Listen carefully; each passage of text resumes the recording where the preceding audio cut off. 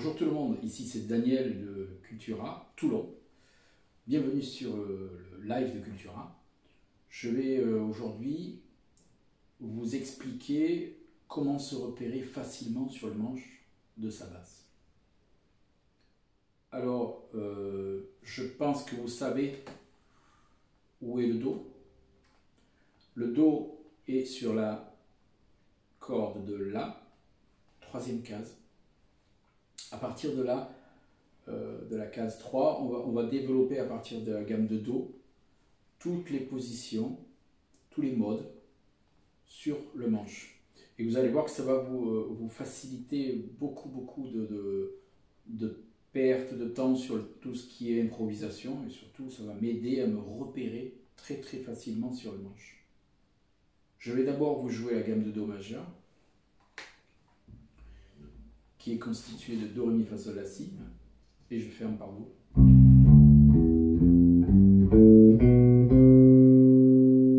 Cette gamme-là, on va appeler ça le premier mode. C'est le premier degré pratiquement. C'est à partir de là que je vais pouvoir me repérer au niveau de la case 1, 2, 3, 4, 5. Je vais maintenant développer le mode de Ré mineur, le deuxième mode, en fonction de la gamme de Do majeur. Donc je n'ai aucune altération, je n'ai pas de dièse, pas de bémol. Donc ma gamme va être Ré, Mi, Fa, Sol, La, Si, Do, Ré. Et vous voyez que la position est très intéressante. Ré, Mi, Fa, Sol, La, Si, Do, Ré. Il va falloir que je fasse un petit peu attention aux extensions et aux compressions de la main gauche. Je vais passer maintenant sur la gamme de Mi, troisième degré. Mi, Fa, Sol, La, Si, Do, Ré, Mi.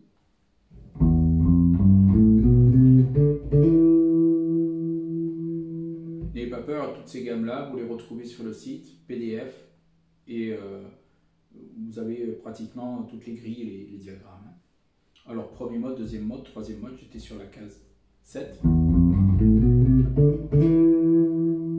Quatrième mode de Fa. Cinquième mode, Sol. Sixième mode, La. Et oui, je continue bien, toujours sur la même corde pour ne pas vous perdre. Septième mode, Si. Et premier mode, Do. Ce qu'il faut faire maintenant, c'est pratiquement comprendre que le premier mode part de Ré, deuxième mode part de... Premier mode part de Do, excusez-moi, c'est les inconvénients du live, les erreurs restent. Do, premier mode, Ré, deuxième mode, Mi, troisième mode, Fa, quatrième mode, Sol, cinquième mode, La, sixième mode, Si, septième mode, et je reviens sur le Do. Maintenant, ce que je vais faire, beaucoup plus intéressant, parce que là, je jouais sur 3 cordes, je vais jouer sur 4 cordes. Alors, ce que je vais faire, je vais pratiquement vous montrer la superposition des modes, c'est-à-dire j'ai le mode de Do, premier mode, et au-dessus j'ai le mode de Sol. Donc je peux cumuler les deux. Sol, il était là. Il est aussi là. Et en dessous du mode de Sol, j'ai le mode de Do.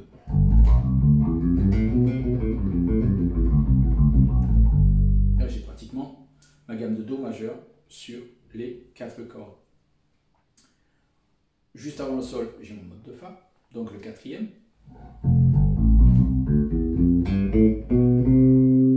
Et je finis sur un Do si je veux. Donc je peux partir de la première case ici et finir sur la cinquième case, sur la corde du Sol. Je vais aussi comprendre que là, mon deuxième mode qui est là, au-dessus de mon deuxième mode, j'ai mon sixième mode.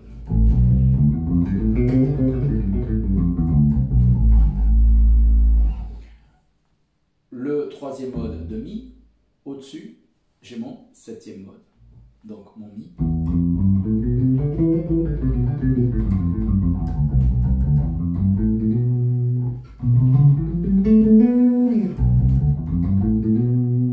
Donc c'est bien le septième mode et en dessous j'ai le mode 3.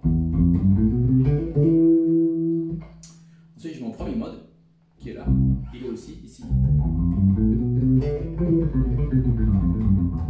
Donc j'ai mon premier mode et en dessous j'ai mon quatrième mode. Donc il faut essayer de comprendre premier mode, cinquième mode, deuxième mode, sixième mode. Ça me permet de comprendre directement où sont mes modes et en plus de me repérer directement par rapport aux positions de doigts. Ce que je peux faire, c'est continuer. Là, je vais descendre sur mon mode 5, ici, le sol. Et au-dessus du sol, j'ai le Ré, donc deuxième mode. J'ai un 5, un 2, donc 5.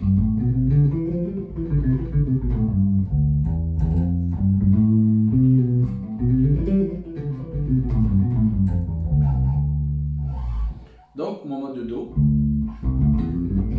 mon mode de Ré, mon mode de Mi. Je peux les retrouver ici, Do, Ré, Mi. Et je peux continuer encore sous le mode de Mi, le troisième mode, j'ai le mode 6.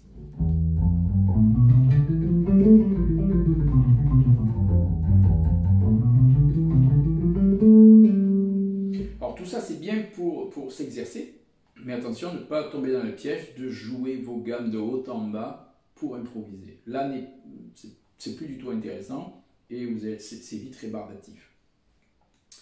Donc je reprends lentement, j'ai mon Fa, mon Do, mon Sol, mon Ré, mon La, mon Mi, mon Si. À chaque note correspond une gamme tirée de la gamme de Do majeur, sans altération, sans dièse, sans bémol. Et je me retrouve devant des schémas particuliers. Ces schémas-là vont créer des accords aussi. N'oubliez pas que le mode 1 correspond à l'accord de Do majeur, septième majeur, le deuxième mode Ré mineur avec une septième mineure,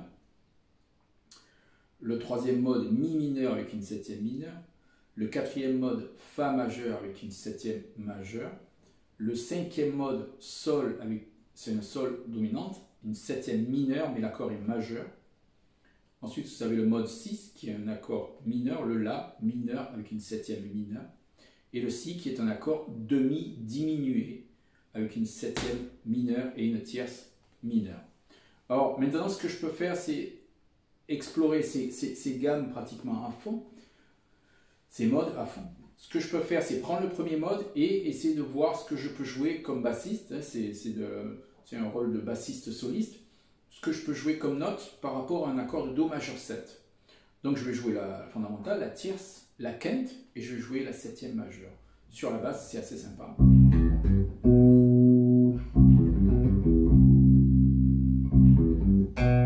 C'est un très bon exercice, donc je vais essayer toujours, comme pour la guitare, de travailler avec un doigt par case, pareil, même système. Alors, ce qui m'intéresse, c'est de jouer aussi, j'ai un truc particulier pour les doigtés, ne vous perdez pas, si l'accord est majeur, je peux jouer avec le majeur, si l'accord est mineur, je peux jouer avec l'index. En général, c'est ce que j'utilise, c'est beaucoup plus facile pour comprendre la tierce. Si je joue mon accord majeur, n'importe lequel, ici, la fondamentale est là, la tierce est placée directement sur l'index. Et ça, c'est bon pour toutes les notes qui existent sur la guitare, sur la basse.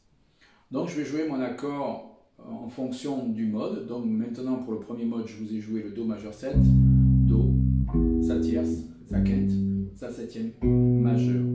Pour le deuxième mode, je vais jouer Ré mineur 7, donc fondamentale, tierce mineure, quinte, septième mineure.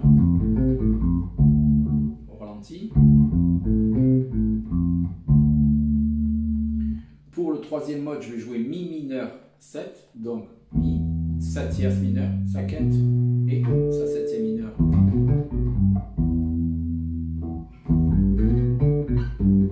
Oui, il y a plusieurs doigtés possibles. Là, je peux jouer avec l'index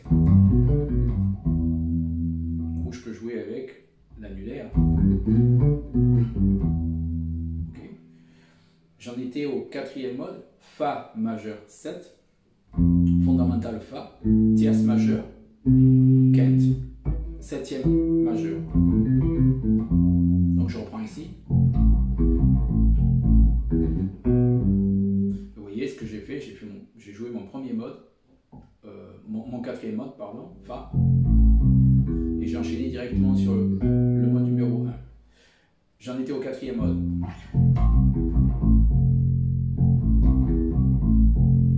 Mon 5e mode, Sol, fondamental, tierce majeure, quinte, 7e mineur. 6e mode, mineur, fondamental, tierce mineure, quinte, 7e mineur. Ensuite, il y a ce mode demi-diminué, qui est un Si demi-diminué, donc fondamental, ma tierce mineure, ma quinte diminuée, 7e mineur. En fait, je parle à chaque fois, attention, de fondamental, c'est une façon de voir l'accord. Là, on parle de la tonique pratiquement, et de l'accord. L'accord, lui, joué tout seul, il a toujours une fondamentale. Ensuite, il faut le situer par rapport à un système. C'est là qu'il a une fonction un peu particulière. Ça, c'est plutôt au niveau encore un peu plus avancé. Donc, mon 7e mode, il est là. Et je retombe sur mon premier mode. Vous voyez, à chaque fois, j'ai 4 notes. J'ai ma fondamentale, ma tierce, ma quinte et ma 7e. Là, je vous conseille comme exercice de jouer vos arpèges d'accords, Do majeur 7, Ré mineur 7, Mi mineur 7, Fa majeur 7, Sol 7, La mineur 7, Si demi diminué,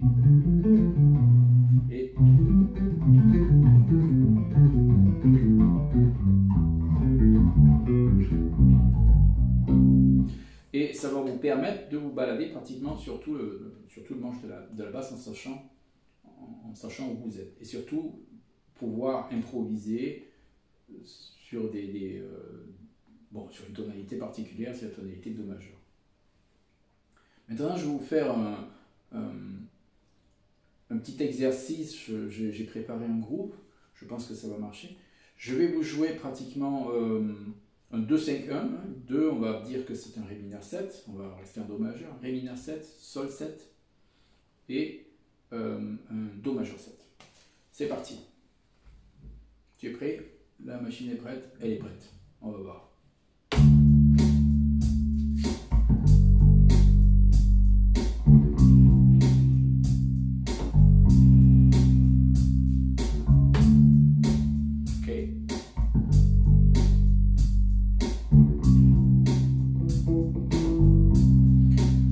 Pratiquement essayer de m'exercer sur tous les modes. C'est une application facile. Donc je vais partir, par exemple, si mon premier accord est en Ré mineur 7, je prends un Ré mineur 7.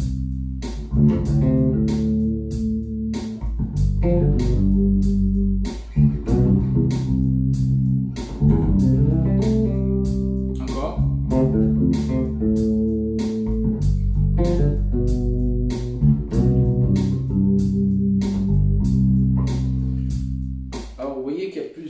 Il y a des relations entre les modes, et puis il y a surtout des notes qui me permettent de basculer d'un mode à un autre. Par exemple, j'étais sur le Sol 7 et je retombe sur la 7e majeure du Do. Donc ce sont des notes cibles qui sont hyper intéressantes pour vous permettre de ne pas être perdu pratiquement quand vous commencez à improviser sur des accords. Je continue.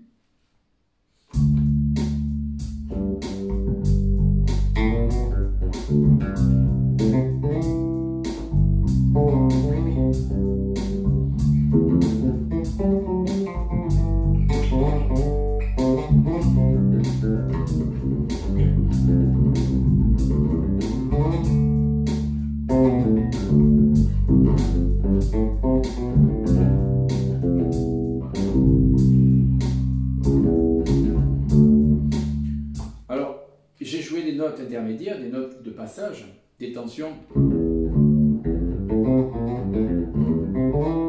On peut pratiquement jouer toutes les notes qu'on veut, c'est assez rigolo, tant qu'elles ne sont pas sur le temps fort. Si on commence à jouer ces notes-là qui ne sont pas intégrées dans les gammes sur les temps forts, il va falloir être assez habile pour pouvoir appuyer ces notes-là. C'est le concept de la fausse note. Appuyer ces notes-là une fois, 2 fois, 3 fois, après elles commenceront à intégrer pratiquement l'oreille de l'auditeur. je recommence juste au ralenti pour vous expliquer. Je peux pratiquement jouer tous mes arpèges sur ces trois accords-là, c'est-à-dire tous mes arpèges tirés des accords de la gamme de Do majeur.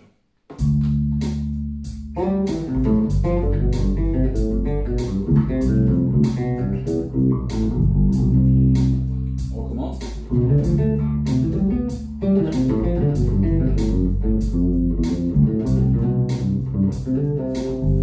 Donc il passe aussi pratiquement. Hein. Et ce que je peux faire maintenant, c'est me balader pratiquement dans le mode lui-même. Alors le mode, par exemple, si je reste en Fa, hein,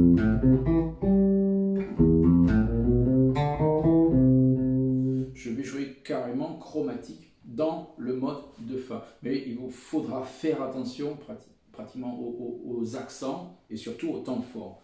Donc là, je fais tourner mon groove.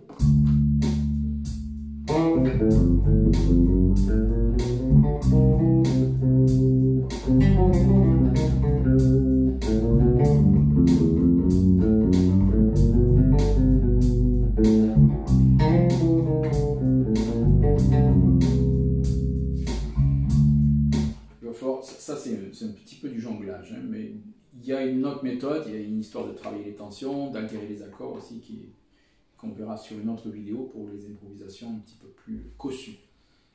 Alors, je récapitule, vous avez vos 7 modes que vous pouvez utiliser pratiquement dans tous les sens,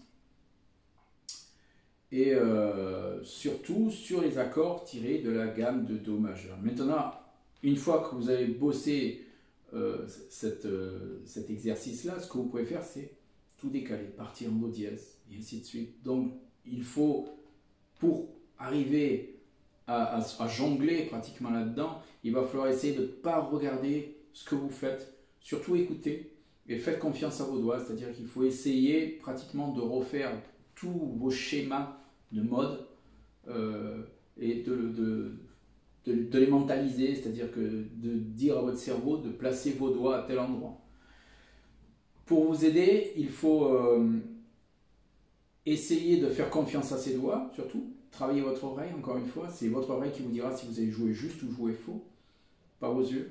Et ce que je vais faire, c'est essayer de vous expliquer que toutes les notes, je dois les connaître. Les positions des notes, je dois exactement savoir où elles sont. C'est-à-dire que ma carte est carrément en dessous. Donc la carte, elle est dessous.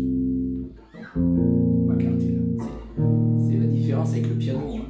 C'est beaucoup plus facile à la guitare ou à la basse. À la basse, c'est encore plus facile parce qu'à la guitare, vous avez l'accord 2 qui est décalé. Donc à la basse, c'est pratiquement la carte est toujours dessous.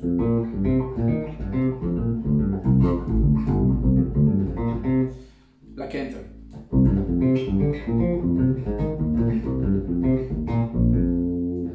La tierce majeure.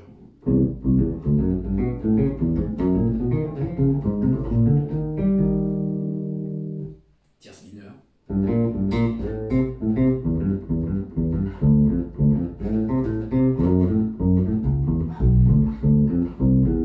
Tierce majeure. La quinte diminuée. B5. Ça, c'est un morceau de police. Ensuite, vous avez la septième mineure. C'est une septième en fait qu'on retrouve dans les accords de dominante. Elle est là, elle est verticalement 2 cordes plus bas.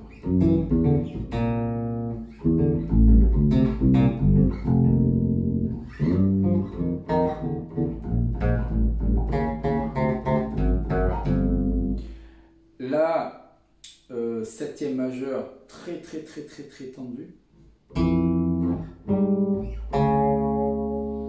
Et un petit truc, si vous voulez la stabiliser, il faut rajouter une quinte ou une tierce.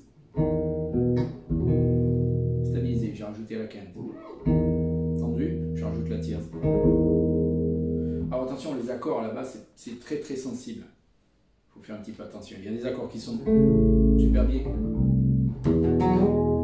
Et puis après, il faut jongler encore une fois, pour avoir de beaux accords. Ça se fait, les accords même sur une 4 cordes. J'en étais à la septième majeure. Alors, ensuite, j'ai l'octave. Voilà. La neuvième, qui est aussi ma seconde. La même. Donc, elles sont toujours pratiquement au même endroit.